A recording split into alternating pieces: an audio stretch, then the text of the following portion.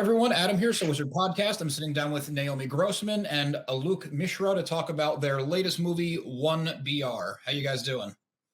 Great. Good. Glad to I be guess with here. more than one person, I should say, Naomi, how are you doing? I am well. I can only speak for myself, but I am very well, thank you. Great. And Alok, how are you doing? I'm doing well. Naomi's looking well. Look at her. She's a beautiful lady over there. Too kind. I just know lighting. That's all. Lighting, filters, So I guess to kind of start at the beginning for this movie, how did you both get on board? I mean, Alok, were you on board first as a producer? Yeah. No, I got a script from one of a writer director slash producer as well, David Marmer. His manager, who's a friend of ours, sent us a script, and it was great. I didn't read it for 6 months. I'll be honest, but when I finally did get around to it, I was like, this is great. We need to do this movie. So I met with Dave. He was great, and we had the same sensibilities. And so I've been friends with Naomi Grossman for like 20 plus years. And so I wanted to do something with her. I mean, I knew her before she was famous, albeit, although she was, always famous to us. And I had to read the script because I was like, look, I want to see if you even think it's good. And, let's see if there's a part for you. What part do you think would be good? And so she read it like, April of 2017, I want to say. Oh, wow. And we shot the movie in December of 2017. So she And they was sort made of me audition in November 2017. well, I mean, it was a technicality Okay, because that's fine. But that's not what your agent calls when they call and say you have an audition. Producer Alok Mishra. Oh, my own like best friend. Really? Okay. Well, as I yeah. recall, you were reading for that part and another part, and then we took you out for drinks after, and that's Yeah, something but that usually reading again. I want to clarify this. Okay, so when you audition, it's very it's common. You've prepared a role or two in this case. And I went in and you read with a casting director. In this case, Alok was said casting director or reader. And listen, this is not that uncommon. It's just that's the world of low budget filmmaking. You cut corners where you can. In fact, excuse me, you'll see Alok if in the course of this film, he's not only like appears at least 24 times in the movie as a background extra. In fact, I highly encourage viewers to pour themselves a very weak drink, like Zima, okay, if you can find it, and drink every time you see Alok. You will be wasted, but halfway through the movie. But he's doing everything, including casting this film, and so he was in the audition room with me, reading as my reader. And here's the thing, okay, Alok does speak very quickly, just inherently, but most casting directors, they're trying to help you, like they're reading like an actor. In fact, a lot of them are actors, and conversely, Alok is literally, he's used to playing like late night Trivial Pursuit with me, in which he can literally, I will know the answer to every question, but I will not know it by the way he reads it. Like he'll read the question so jacked up, like who was the 23rd president? And you're like, wait, I knew the answer, but then you read it in such a way that like I have no idea. Like, so here he is, he's literally like trying to stump me in the audition room, and I'm like, what are you doing? You're my friend. Like, I have my back. Anyway, he thinks that by taking me for like a drink after, it makes it all good. And it does. And actually, casting me in the movie made it all good. And of course, knowing that there will be, a sequel. And so, not only did he give me that part, but that there'll be more to come, makes it all good. We are good, Alok. We are good. I mean, I figure so much, but I mean, in my defense, I'm not a trained actor. I mean, I did, high school drama or something, but yeah, I didn't go to, Northwestern fucking drama school like Naomi Grossman over here. But the point of it was that she got the role. She always had the role. we're just trying to make sure that Dave, our director, writer director, could take a look at her and could work with her and didn't think she was a crazy person or something like that. It was quite a formality, as she had already read the script months before and knew what she was going to get, knew she was going to be it, and she did a wonderful job in the movie. So we're so lucky to have her in that regard. Very cool. And it's also cool, Naomi, you just, dropped the fact casually that there's going to be a sequel. So that's good to know also. Well, Yeah. listen, it's like our Taylor Nichols, my co-star, says, can't kill a good horror movie. So, let's face it, when this movie ends, it's more of a beginning than anything. When you agree, like there's so many ways this could go. That's true. I mean, to be fair, I just read the script for the second one on Friday, and then reread it on Monday, and gave very few notes actually. So this is moving along a lot more faster than we think. So same writer director. Yep. Same team. I have a note. Give Janice more. Well, we shall see. We like to J.J. Abrams shit out of this. We don't talk about it with anybody until it just pops upon you. Like at the end of the Super Bowl, or there's a commercial. It's going to be on Netflix. Whatever. It's no, I don't know if that'll be the case, but we'll see. I think we're thinking with the success of Terrifier and Terrifier 2 and different movies like this, that there could be perhaps a theatrical life for this movie, and also given the fact of how many people have actually watched the film, on Netflix and now on Amazon Prime, and also it's on Shudder at present. In addition to all these lovely platforms that you're going to see at the bottom here, including Tubi and FreeVee. So hopefully a ton of people will have watched it by the time we come out with the sequel. Very cool. I guess I won't pry you too much on the sequel then, since you probably can't talk about it much anyway. But going back to both of your initial readings of the first one, was there an element or two, without giving spoilers, obviously, that like really jumped out as like, oh, that sets it apart from, I'm sure you both read hundreds of scripts. So Naomi, do you want to start? Sorry, what was the question? I think I'm still traumatized by Alok's reading 4 years ago. I still don't understand questions when they're asking me. I might have asked a weirdly round, convoluted way also. So I was just wondering, was there an element or two that jumped out of the script that was like, okay, this is one that's a little different from everything else that I've been reading? I read a lot of bad scripts, and this was a good one. So it's no offense to anyone who sent me a script lately, by the way, if you're listening. But no, I mean, listen, I always say the script are the bones of the show. That's the blueprint, right? My dad's an architect, and if the plans don't hold, the house is not going to stay up.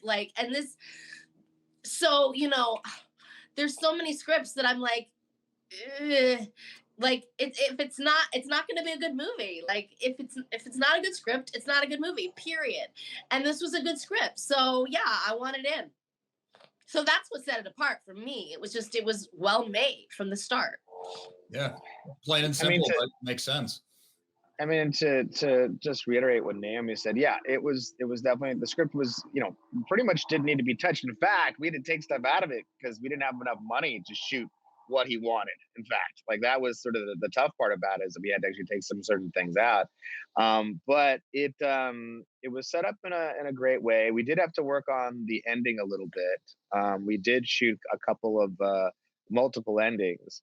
And we did do, I used to test movies for a living. I did market research for film for all the studios here in town in Los Angeles. And we, knew a certain thing about testing. So we did test the movie, and we learned, a couple of different things in testing. We learned the ending needed to be stronger, which again was the only thing we kind of went back and sort of played with was that. And then we put less of and this is in the trailer, so I don't feel bad like this is a spoiler or anything, but we have a certain amount of pet death that occurs in this movie. There's some harm that may come to a cat. It's very short. I promise you, it will not be triggered. And it's not real.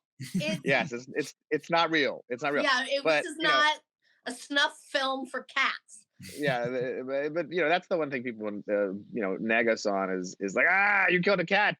I heard you killed the cat. I won't even watch the movie. I'll give you half a star. Like, what?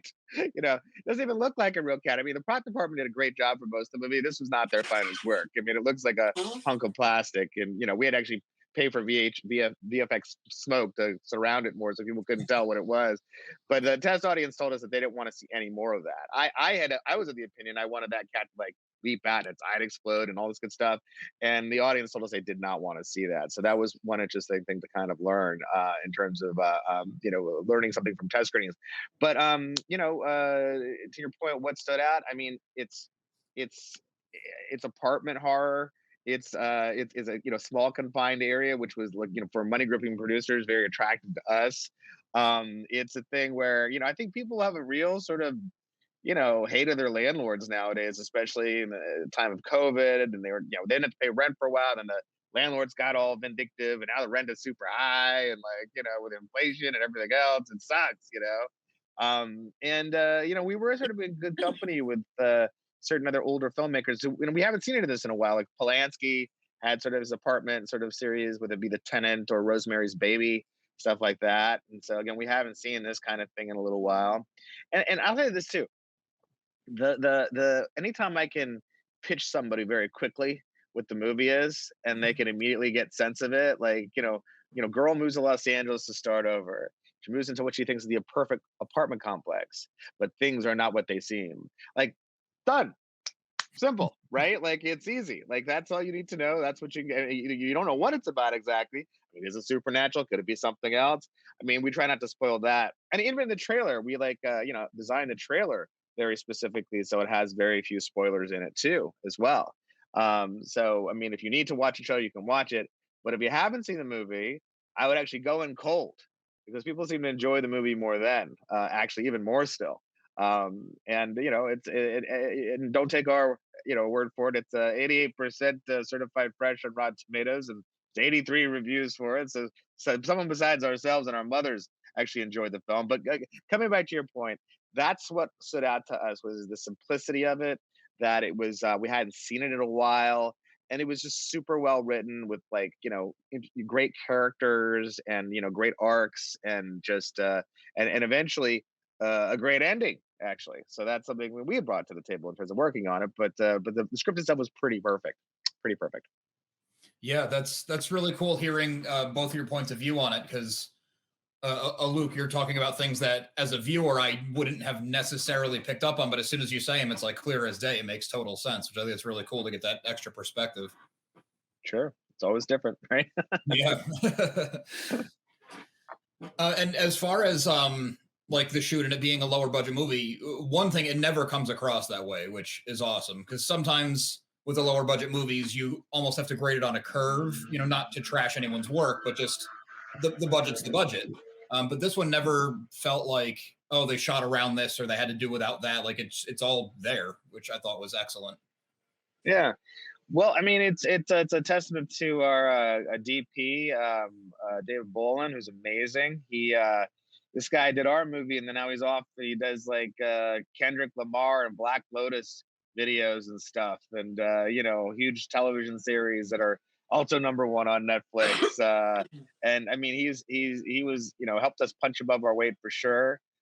Rick Fox, our editor, also helped us punch above our weight. You know, we were first time writer directors and first time producers.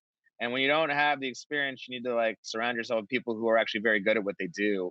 And so that's where we're very lucky that we had, like, you know, very experienced, you know, and it's not just that. Even like, I mean, our actors were amazing.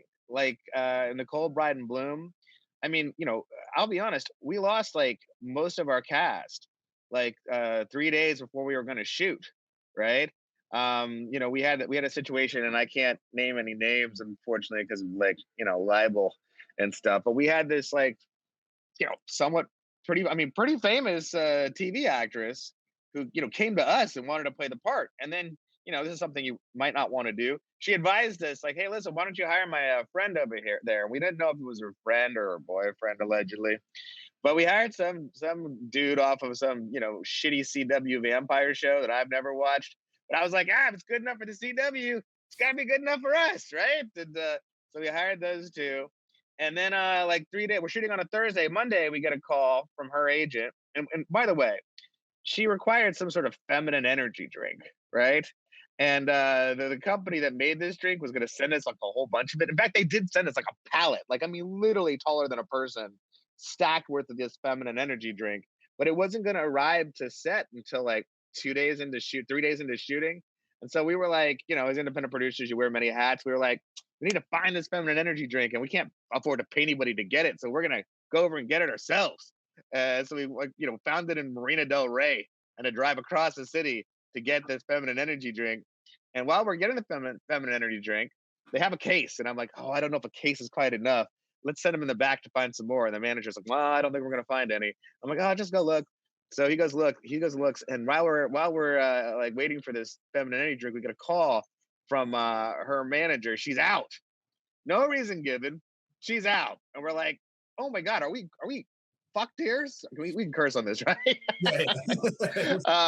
We are fucked because I may have allegedly already mortgaged and already an already paid off house to make this movie, and so we lost her immediately. We lose the dude, her friend or whatever, and then while we get another call. We go to the bar. It's like lunchtime to kind of drink a beer and calm down and like figure out what the hell we're gonna do here.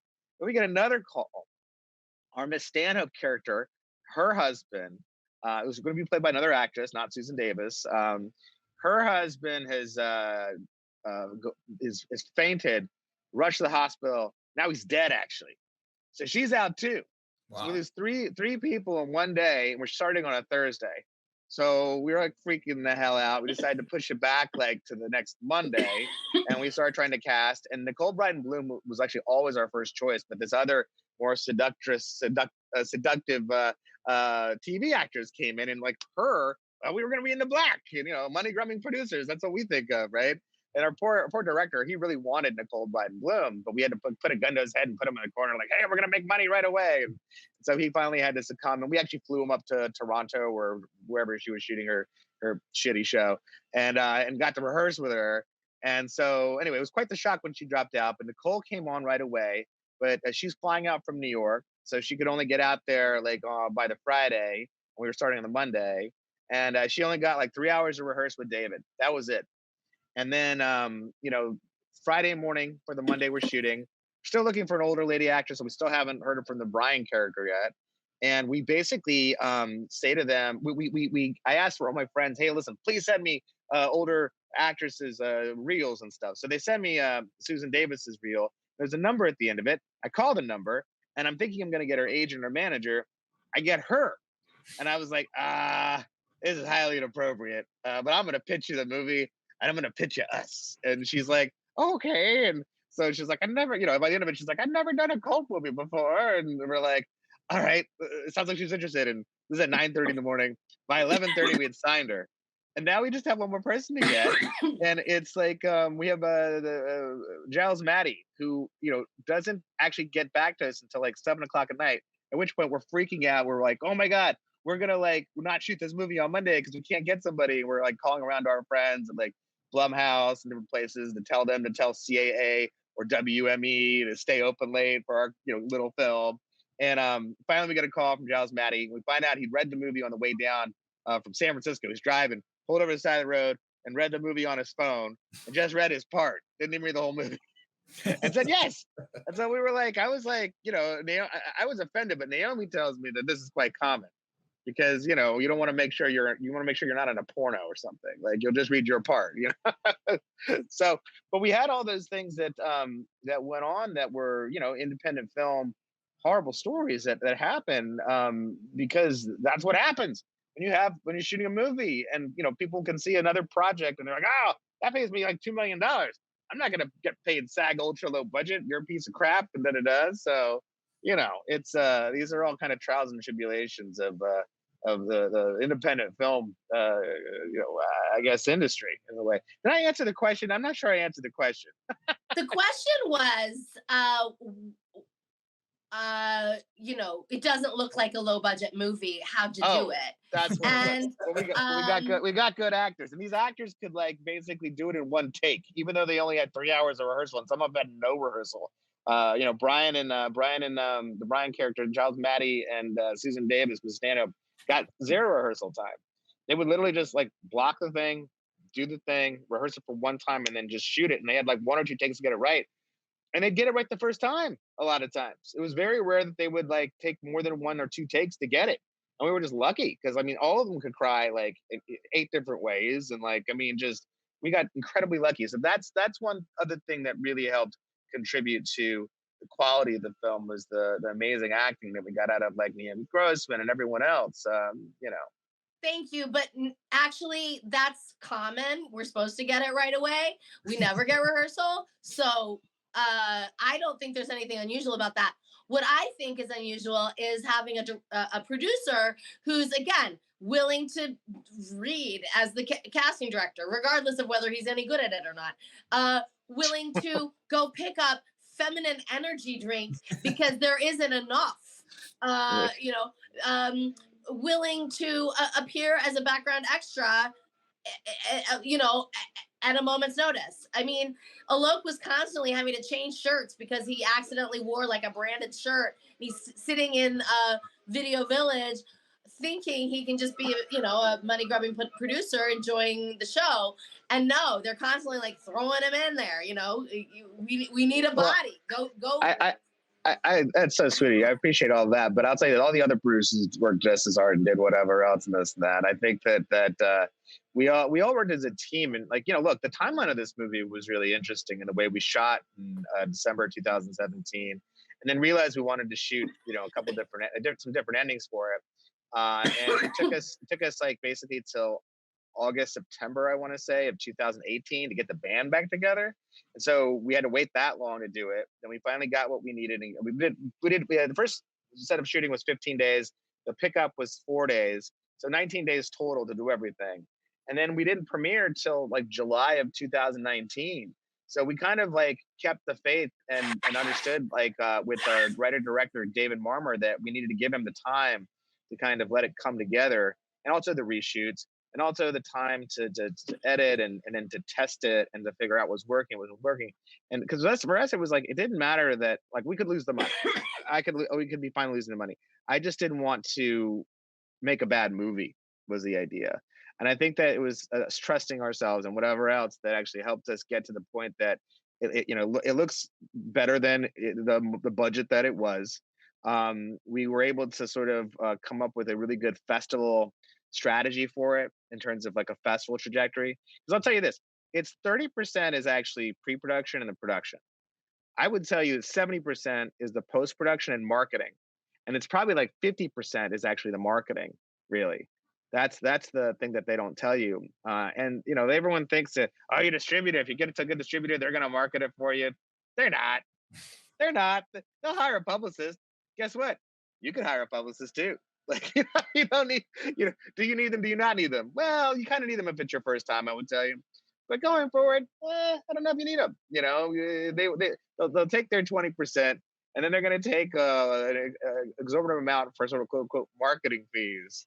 And here's a nice fun fact for anybody who's getting into this part of the business: cap your marketing fees, because they'll just like, it'll never end. Like we did on ours because we knew better, because we had some experienced executive producers. Peter Polk, if you know him, he's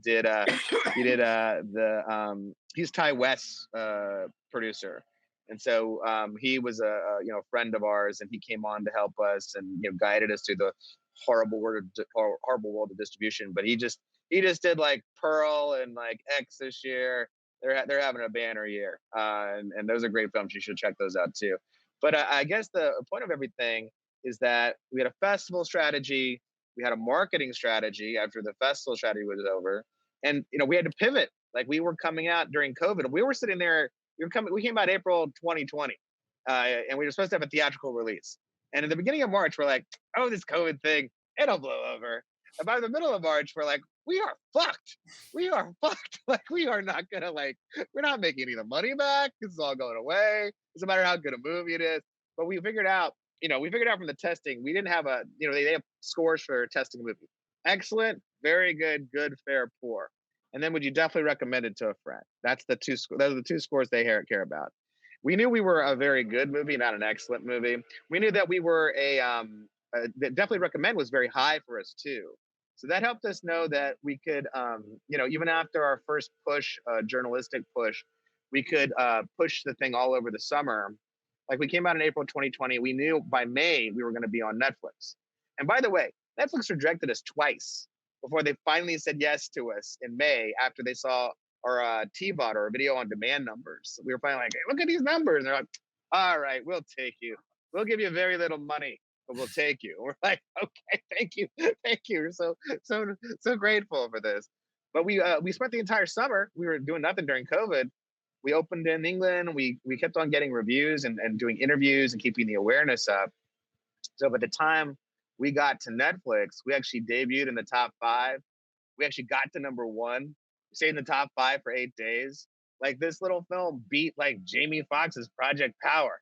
Like we unseated an $80 million movie from the number 1 spot. And we were like, shot for like, I don't think that what we were shot for was even their 1 day of their catering budget, like, so it was a proud moment of like all this teamwork and all this trust and all this everything going into like making this final like creation that actually was successful. And we'll now have a sequel and stuff as well. Like, I mean, this is like a roundabout thing, but like I said, it's like 50% marketing. That's what people don't realize. And you can't depend on your distributor to do it. You got to like roll up your sleeves and do it yourself, really. But I mean, the fact that you're even doing this, Alok, it's what I'm trying to say is, Alok is not giving him. He's mentioning everybody else but himself, and that's a good thing. It's better. It sounds better coming from me, but I think he's. The fact that here we are, years later, still, doing podcasts, and that he's willing to even do that with, usually that's something they just throw actors at, what it is I think that we're at a place of filmmaking that as a filmmaker or, either you're a director, you're a producer, you're whatever you are, you have to sell your own films. Like literally no one's going to do it for you. And if you can kind of get to the place where you have to rise above the noise. Like, look, we have so much stuff that's offered to us now, and even free. Like you can go on Tubi, you can go wherever, and you can watch like 800 different horror movies. I remember I was talking to the head of Tubi Originals, and I told her, I said, "Listen, I went to Tubi's horror section, and I just started scrolling, and I wanted to see where it would end." And an hour and 15 minutes later, I came to the end of it. Like it's like I was like a crazy person. Like, can I keep on doing this? Am I now it's a quest. Now I have to keep on going. I just want to see how much there is, There's like an hour and 15 minutes worth of scrolling, like 40 movies at a time, that much like programming on one of these like platforms, right? Now imagine all of them. Now imagine you have to compete with stuff that actually had $100 million budget. What can you do? So if you can luckily get above the noise and you have something that you've been able to earn and get above the noise, and it's a franchise, then you, I think, could be set as long as you keep on making something that's somewhat of quality. It's in the good to very good range at least, let's say. But that's half the challenge is of rising above the noise, and people don't realize that if you aren't willing to do the work. Look, you have different lifespans of your movie, right? Like if you're lucky, you'll have a theatrical release, right? But that doesn't happen to most independent film nowadays. Okay, you're going to be on TVOD, like you're going to be on iTunes or on demand on cable or whatever. That's the first lifespan. Second lifespan, you're on an SVOD platform like a Netflix or a Hulu, right? Third lifespan, you're on AVOD, right? Like all these free, commercial free kind of things. And you must do a press push for each one of these. Yes, Netflix has already paid you their paltry sum of money, but there's a pride that goes into it, especially if you have a franchise that you want it to see as many eyeballs to get on it as possible. So that if you do have a franchise, it'll be easier. And I'll tell you what, if the franchise, if you release a second movie, people are going to watch the first movie. So you'll earn another little bump that way too. So all of this stuff connects together in a way that people don't realize. Yeah, that is an interesting look at the marketing side of it all, because as movie fans, we always hear from the outside, like, oh, it's a $200 million budget movie, so it's $125 million in marketing. Like, it's insane. How do indies keep up with it? So it's interesting to hear that you don't keep up with it. You just kind of circumvent it with being original. And Yeah. Well, you do what you got to do. I mean, like we had stuff where like, look, you know, you have a publicist that's with your distributor, and they're gonna only help you so much. Like they have like 4 other movies that are coming out like that month or whatever, so they'll give you like their time for like 2 weeks, right? But after that, they're not gonna give you your time. So what do? Well, you could go look at movies that are shitty movies and see on Rotten Tomatoes who gave those movies a good review, and then approach that particular journalist and be like, well, listen, I'm just doing a post-mortem to make sure our publicists did their job. I want to make sure they sent you the movie. Oh, they didn't send you the movie? Well, let us send you the movie. Let's right that wrong right now. And because they gave that piece of shit a good review, they're probably going to like your piece of shit. So that's a way to up your numbers that people don't think about. I'm just saying, you do what you got to do. Look, why are you giving all your secrets away? I don't know. It's just I think it's friendly to the independent film community. I mean, very generous of you. The other secret is that don't get screwed by unscrupulous distributors. Like if you're gonna what's gonna happen is that when you have a movie and you're about to sort of trying to sell it and this and that, all these distributors are gonna come to you, make you feel really good about yourself. Oh, I've seen your movie. It's amazing. I didn't send you the movie. How did you see my movie? Whatever. And what's going to happen is that these guys are going to promise you the moon. What you should do, you should find the movie that they have in their stable that's like yours, let's say, and you should call those producers and that director and find out if they did what they said they were going to do. And do that with all the distributors, because I guarantee you, the people who got screwed are going to want to talk about it. And if they didn't get screwed and they're honest or whatever, then people will tell you they're honest and stuff. And that so happens to be the case with our distributor, Dark Sky. All of them pad things a little bit, but you got to get a distributor that's honest-ish, I like to say. That's the best you're gonna do. All right, that's like Naomi's saying, you're giving a master class now on indie movie marketing. It's the business of the thing, people should know. Naomi, do you want to talk about being in front of the camera a little bit? You've kind of been hanging out. So with a 19-day shoot, how was that, especially in some of the more tense, dramatic scenes, to have to really pull it together? I mean, you said as an actor, your job's to get it done in the first 1 or 2, but I'm sure it's still a high bar. Yeah, I don't feel like I can really talk about being in front of the camera with this movie because, well, we've already agreed they squandered me, and but they were going to right that wrong in the sequel. So, yeah, I mean, don't get me wrong. I also learned a lesson in low budget movie making, working with friends.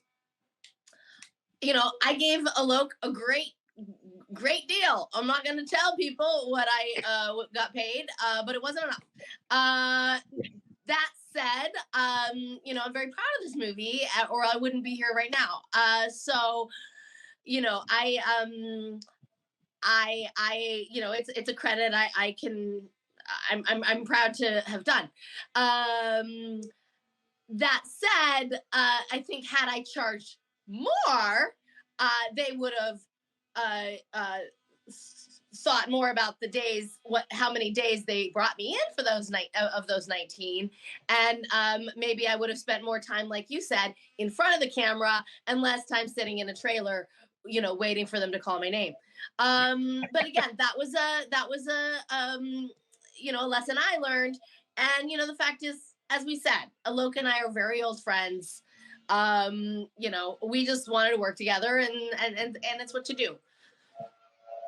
Yeah, well, that's. I mean, Naomi, I'll say that she's a huge she when we were doing the reshoot, she was nominated for an Emmy, right? How many times did you get nominated for an Emmy? And it just so happened like it was gonna happen the week of the Emmys was when we were doing the reshoots. And so we're like, hey, listen, thanks for coming back and doing our shitty little movie. I'm sorry you can't go to that gifting suite to get the trip to Barbados, but send your mom or whatever. But I know she didn't go. But look, she did it for us. She was a champ and she did it, and we tried to got her out of there so she could go to the Emmys, obviously, because she was like, I'm fucking going to the Emmys. Fuck you. I'm nominated. So she was gonna go regardless. But she was a champ. Was a champ and a dear friend who worked for very little money, who was but realized the worth of the movie. So she was smart in her own right because she knew we had the bones as far as the script. She knew we had the execution with Marmer, and then when we did the reshoots, like she knew the ending was going to be something that people really enjoyed. So I think that was the reason she came back and was such a champion of this film. And even but that's like, look, why my hair doesn't match. That's why if you're watching, Janice goes from very dark brunette to slightly blonder throughout the course of the movie. It's well, to be fair, you'd hardly notice it unless you mentioned it. Like okay. you know, people don't realize that shit.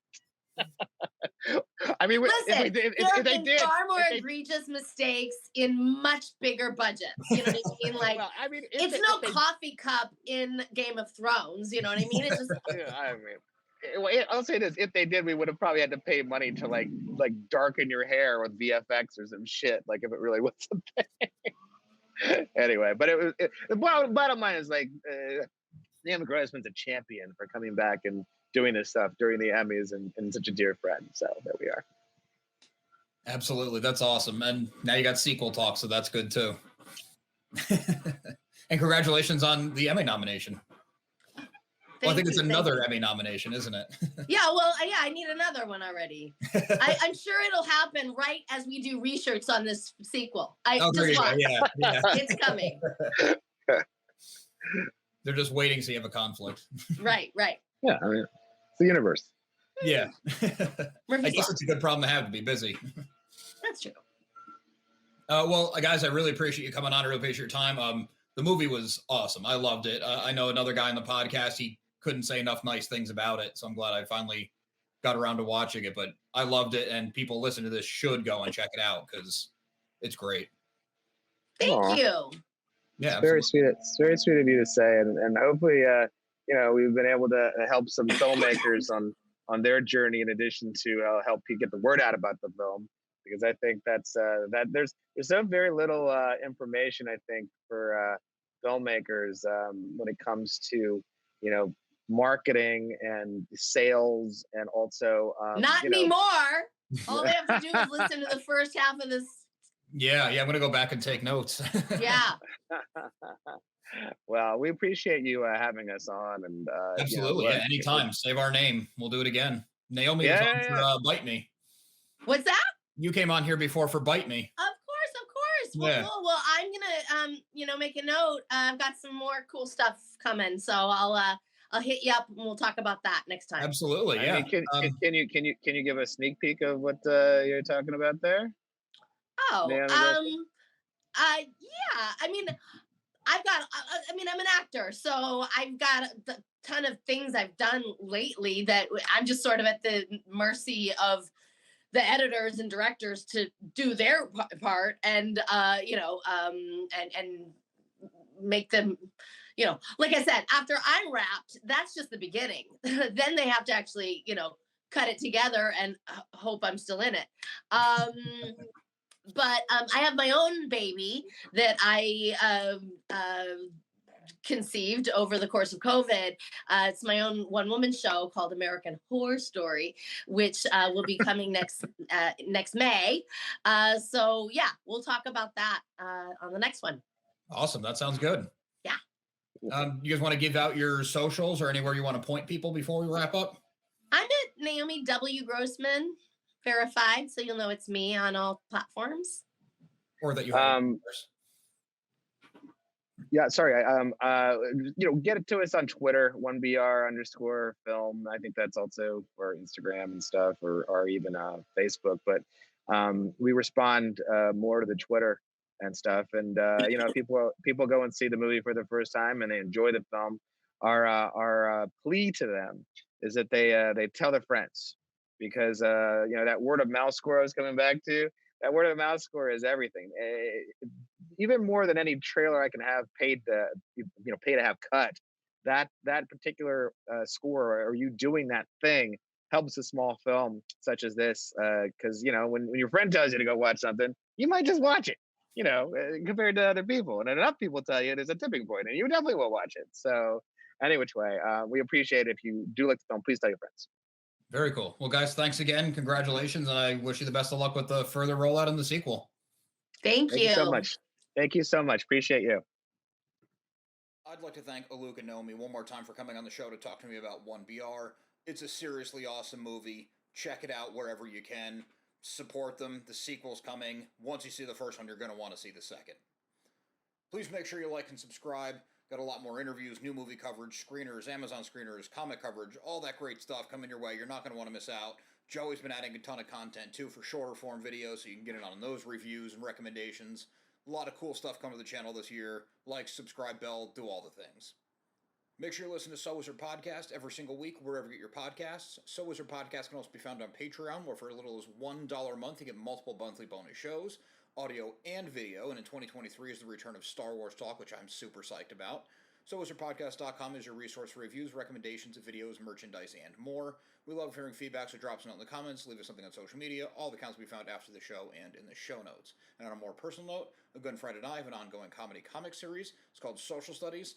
It's a slice of life, coming of age story. We write it like a sitcom. We do it in the vein of the 90s cartoons that we grew up on and inspired us. The closest thing I can compare it to right now is it's our version of doing a Nicktoon. So check that out. We got a ton of issues available now. More coming. Working on an awesome marketing strategy. We're going to get more comics into more hands this year. Very exciting stuff. SocialStudiesComic.com. Thanks.